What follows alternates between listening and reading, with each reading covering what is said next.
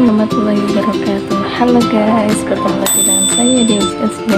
Saya di sini akan mengingatkan tentang iri hati atau hasad. Dijelaskan dalam kitab Minhajul Abidin itu iri hati atau hasad itu perbuatan buruk yang merusak amal baik seorang hamba. Sifat ini juga mendorong seorang hamba pada perbuatan dosa yang lebih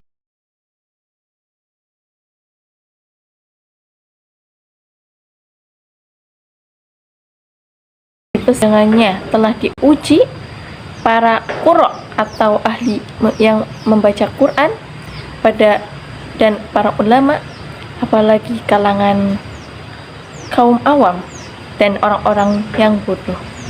Penyakit ini membinasakan mereka ke dalam neraka. Tidaklah engkau mendengar sabda Rasulullah Shallallahu Alaihi Wasallam yang berbunyi, sitatun yadkhulunan naro bisitatin al-arabu bil asbiyati wal umara'u bil jawri wat tahakin bil kibri wat tujaru bil hiyanati wa ahlur rasatiki bil jahli wal ulama'u bil hasad. Di sini yang berarti 6 golongan orang yang masuk neraka karena 6 perkara.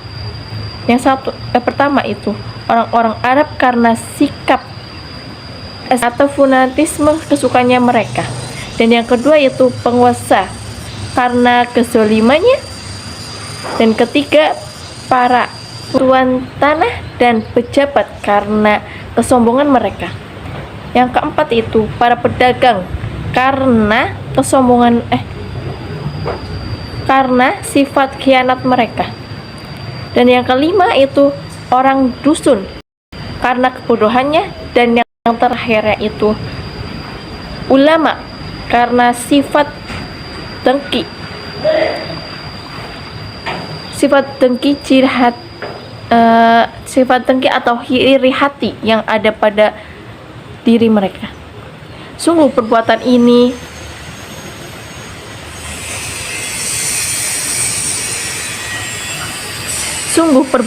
iri hati ini sangat membahayakan, bahkan para ulama pun tidak selamat dari penyakit ini yang menyebabkan mereka masuk ke dalam neraka.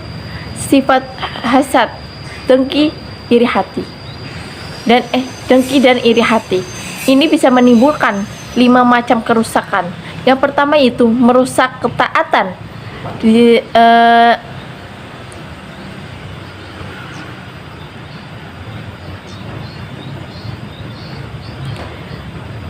Ada hadis yang berbunyi al-hasadu yahkulul hasanati kama ta'kulun naru fatoba. Hasad itu memakan pahala kebaikan sebagaimana api memakan kayu bakar. Dan yang kedua itu hasad itu maksiat dan jahat. Wahab bin Munabbih mengatakan, orang yang iri memiliki 3 tanda, yaitu mencari muka apabila berhadapan, menjelek-jelekan apabila tidak ada di hadapan kita, dan bergembira apabila terjadi musibah pada diri orang lain. Jadi tidak boleh ya teman-teman, jika kita memiliki 3 tanda tersebut, maka kita sama saja dengan orang yang hasad. Dan cukup bagimu bahwa Allah Ta'ala telah menerima kita untuk meminta perlindungan dari kejahatan orang-orang yang iri hati atau dengki. Allah Ta'ala berfirman, wa min syarri hasidin idza hasad, dan dari kejahatan orang yang dengki apabila ia mendengki. Al-Falaq ayat 5. Yang ketiga itu hasad mendatangkan kelelahan dan kesusahan tanpa ada yang ada manfaatnya, bahkan itu mendatangkan dosa dan mengundang kemaksiatan. sebagaimana dikatakan oleh Ibnu As-Samak, aku tidak pernah melihat orang yang zalim yang lebih mirip dengan orang yang dizolimi daripada seorang pendengki, juga nafsu yang menguasai diri, akal yang tidak waras, dan kesusahan yang senantiasa melekat kepada pelakunya. Dan yang keempat itu, hasad menyebabkan kebutaan hati, sehingga orang yang memiliki penyakit ini sulit memahami hukum-hukum Allah Azza wa Jalla. Sufyan Ats-Tsauri juga berkata, hendaknya engkau yang berdiam diri atau tidak banyak berbicara,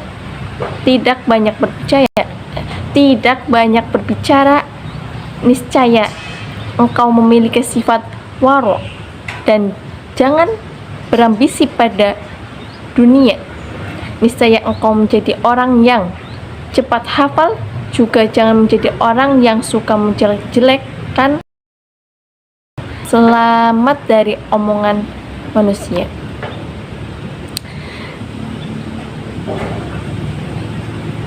Serta jangan menjadi orang pendengki, niscaya engkau cepat memahami sesuatu. Jadi yang dimaksud dengan Sufyan Ats-Tsauri ini bahwa kita tidak menjelek-jelek, bahwa kita berdiam diri maka kita menjadi orang yang waro. Tapi jika misalkan kita tidak berambisi pada dunia, bahwa kita akan menjadi orang yang cepat hafal akan sesuatu. Dan di sini juga Imam Ats-Tsauri menjelaskan, jangan menjadi orang yang suka menjelek-jelekan, niscaya engkau selamat dari omongan manusia. Jika kita tidak menjelek-jelekan manusia, maka kita juga akan selamat dari omongan manusia tersebut. Dan Imam Ats-Tsauri juga menjelaskan, jangan menjadi orang yang pendengki, niscaya engkau cepat memahami sesuatu. Jadi kita tidak boleh menjadi orang yang pendengki, karena jika kita tidak menjadi orang pendengki, maka kita akan lebih cepat memahami sesuatu. Dan yang kelima, hasad juga dapat menghalangi kita dari kebaikan dan membuat kita mudah tersesat dan menjadikan kita sulit memperoleh apa yang kita inginkan, dan malah membantu musuh, sebagaimana yang dikatakan oleh Hatim Al-Asam. Orang yang pendengki itu tidak memiliki agama, dan orang yang suka mencela itu bukanlah seorang ahli ibadah. Sedangkan orang yang suka memfitnah tidak memperoleh keamanan, dan orang yang memiliki sifat tidak dapat